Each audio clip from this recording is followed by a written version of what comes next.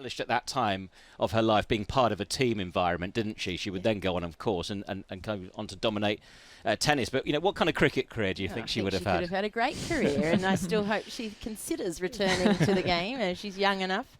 Retired early from tennis, which, she retired twice in a way, didn't she? But achieved all she dreamed of, playing tennis. And yes, I held out hope that she might have an interest in returning to cricket. Ash, if you're listening, any time, well, I'm sure we'll have you back.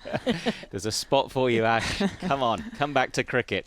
That would be incredible, wouldn't it? And what a great champion she has been in her sport, and great for her to experience that aspect, I guess, of team sport as well. It's wonderful that she follows the cricket as well and communicates with her Brisbane Heat teammates quite regularly. So she's still in contact. There's still hope, Alex. There's still hope. There's still hope. We're almost up in this hour of the programme. We're talking much more. Alex is going to be coming back with us, actually, and we're focusing on captaincy. We're going to hear from both captains, Elisa Healy and Heather Knight. But you're a little nervous at this stage, Alex, of the Test match? I am, and how good is that? Like, so many runs scored, 84 behind England at the moment. New ball still, they took it late. So, yeah, look, it's perfectly balanced at the moment. Yeah, I think it's a fantastic position for England to be in, looking to bat, and with these two at the crease, we know that they're going to score quickly. So there's no stopping England at the moment, and perhaps they could even surpass Australia's total today and get themselves into a lead. You're going to have a big smile on your face. I will have a massive smile. You will. Alex, Georgia, thank you so much for now. Both will be back with us a little later on Sports World. Georgia Elwys and Alex Blackwell with us here at Trent Bridge then. So at the moment, the smile is on Georgia's face with England 389 for 4. The runs coming as well. They trail by around about 83 runs precisely now after Australia 473 in their first innings. So much more to come. In the next hour of the programme, we're looking at some of the main moments in the women's game that has really shaped women's cricket with Catherine Sither-Brunt, England's leading wicket taker, who'll be with us in the next hour. That's all after the latest news. BBC News with Sue Montgomery. Fighters from Russia's Wagner Group appear to be advancing towards Moscow after launching a rebellion in the southern city of Rostov-on-Don. There have been clashes in the Voronezh region, which is halfway between Rostov and the Russian capital. A Reuters journalist has reported seeing a Russian helicopter fire at a column of Wagner military vehicles heading north. The head of the Wagner Group, Yevgeny Prigozhin, insisted there had been no resistance when his forces took the Russian army headquarters. We were attacked first by artillery, then by helicopters, and we went without firing a single shot. We didn't touch a single conscript. We didn't kill a single person along the way. Aviation, helicopters, airplanes shot at us. We reached Rostov without firing a shot. We captured the headquarters building. We have not interfered with the work of a single person. There are unconfirmed reports that the Russian army has set up machine gun posts in the southwest of Moscow. Red Square has been sealed off. President Vladimir Putin has promised to crush what he called a mutiny. Mikhail Kasyanov, a former Prime Minister of Russia, says it poses a serious threat to Mr. Putin's rule. If Prigozhin wins this situation, it means Putin is not a strong leader. It means just all this ruling elite will not be implementing Putin's orders. The system will start collapsing. Mr. Putin realized this, and that's why he decided this morning, he made a very strong statement that Prigozhin is a traitor and gave the order to suppress this mutiny.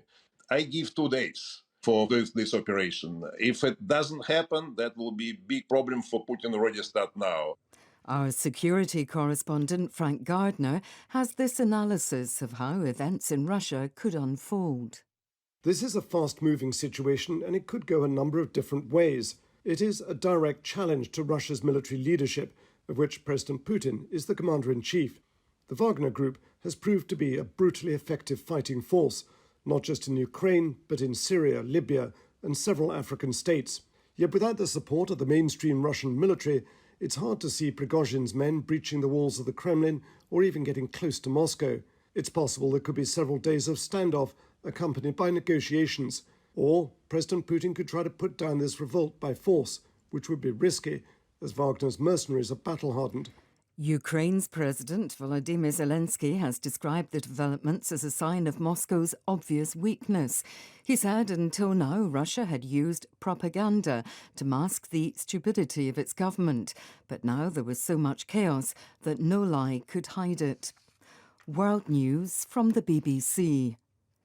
3 people have been killed in a Russian missile attack on an apartment block in the Ukrainian capital, Kiev. The 25-storey building was badly damaged with a giant hole blasted in its front. Officials say that last night more than 40 missiles and 2 drones were fired towards Ukraine, with about half aimed at Kiev. There are reports of heavy clashes between the Sudanese army and the rival paramilitary Rapid Support Forces in Yala, the capital of the South Darfur region. 10 weeks of war have displaced more than 2.5 million people. Will Ross reports. Human rights activists say tanks are on the streets of Nyala, where there's been heavy artillery fire since dawn. Terrified residents with no electricity are trapped in their homes as the Sudanese Army and Rapid Support Forces, or RSF, fight for control of the city. It's hard to get details of what's going on as mobile phone networks are down. As well as fighting the army, the RSF and allied Arab militias are accused of looting markets and homes. In many parts of Darfur, they're killing and displacing the non-Arab population. A Palestinian teenager has been shot dead in the occupied West Bank by Israeli forces, who accused him of firing at a military checkpoint. There are heightened tensions in the Palestinian territory following a wave of violence in recent weeks. Palestinian health officials say a 5-year-old boy, shot on Friday by Israeli forces northwest of Nablus, has had to have his eye removed. Elections are taking place in Sierra Leone after a tense campaign marred by violence. President Julius Maada Bio is seeking a second 5-year term against 12 other candidates. His main rival is the All People's Congress leader Samura Kamara. He narrowly lost against Mr. Bio in 2018. Both main parties have been accused of attacking opponents ahead of the vote. BBC News. On radio, online and on mobile. This is Sports World on the BBC World Service. Hello, I'm Lee James. Welcome back to Sports World. And with that developing situation in Russia, we'll keep you across the very latest. Our next news bulletin is at 14:30 GMT. Here now, though, we're at Trent Bridge in the sunshine. Day 3 of the Test match, which starts the Women's Ashes series. Multi-format with T20 internationals, one-day internationals to come. But it's the Test match we're focusing on today with England now 390 for 5. Yes, their 5th wicket has just gone down. Danny Wyatt out for 44, bitterly disappointed on debut. A half century it felt was there for her. She just opened up the face of her bat though, and a comfortable catch taken at second slip by Jess Jonathan off the bowling of Darcy Brown. So Wyatt out for 44.